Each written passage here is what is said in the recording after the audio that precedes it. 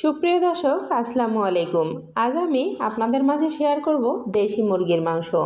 তো কড়াইয়ে দিয়ে দিলাম তেল, 2টি তেজপাতা, 1 কাপ পরিমাণ পেঁয়াজ কুচি। পেঁয়াজগুলো 2 থেকে 3 মিনিট ভেজে নিয়ে দিয়ে দিলাম 2টি গোটা টমেটো।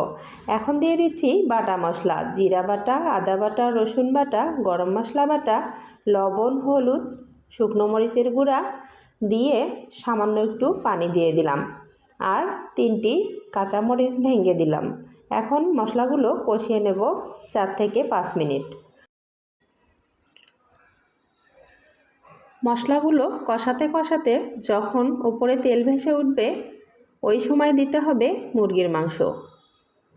আমি আগে থেকেই ধুয়ে রেখেছিলাম। এখানে 1 কিলো পরিমাণ মুরগির মাংস আছে। এটা দেশি মুরগির মাংস।